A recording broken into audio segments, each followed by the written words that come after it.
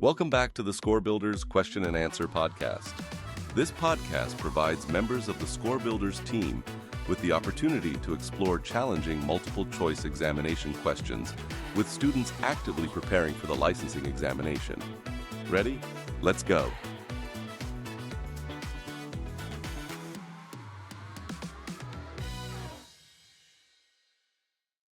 A patient is referred to physical therapy with a diagnosis of right thoracic outlet syndrome. The physical therapist identifies that the patient's symptoms are being caused by entrapment at the costoclavicular space. Which of the following activities would most likely exacerbate the patient's symptoms? Option 1. Reaching overhead into a high cupboard. Option 2. Carrying a heavy bag in the right arm. Option 3. Looking over the left shoulder while driving. Option 4. Looking upward to shave the neck.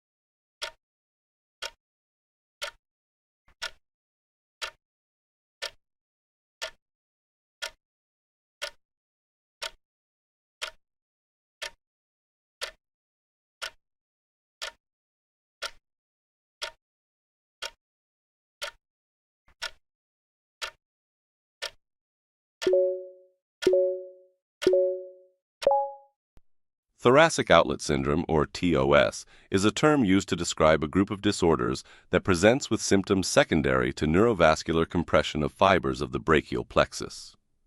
There are several areas where neurovascular compression can occur, including the interscalene triangle, the costoclavicular space, and the subcoracoid space.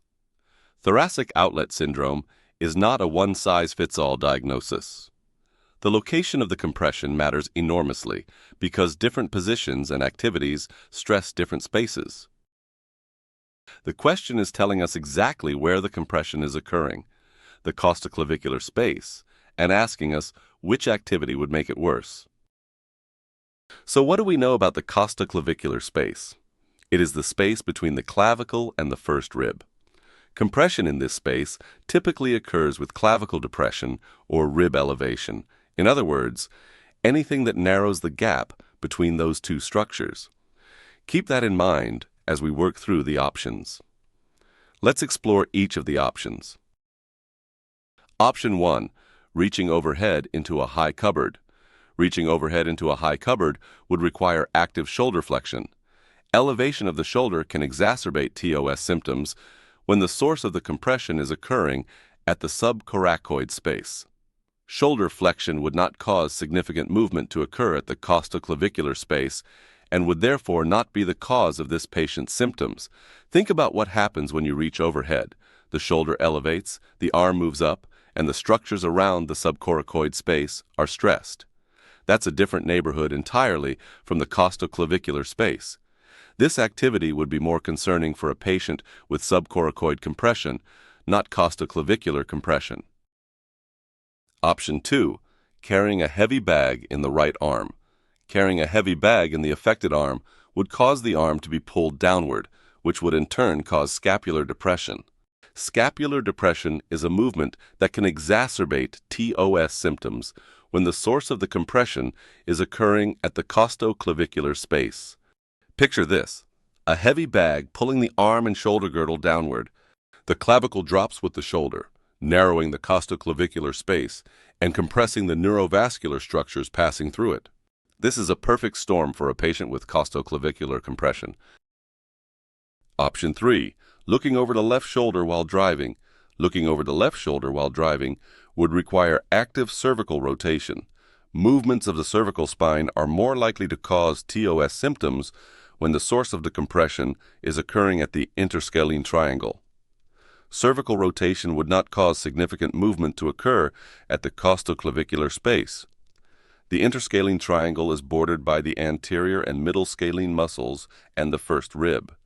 Cervical movements that alter scalene tension, like rotation or side bending, can compress structures within that triangle. But our patient's compression is at the costoclavicular space, so cervical rotation is not the culprit here.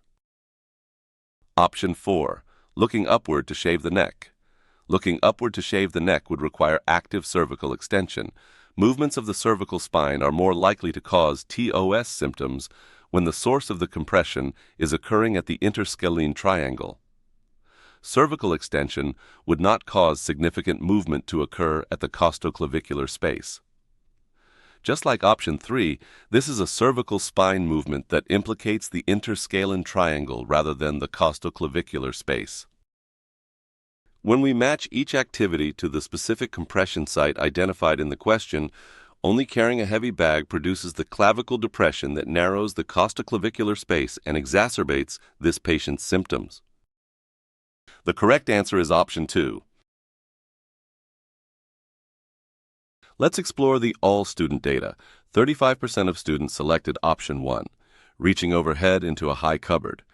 45% of students selected option 2, carrying a heavy bag in the right arm, the correct response.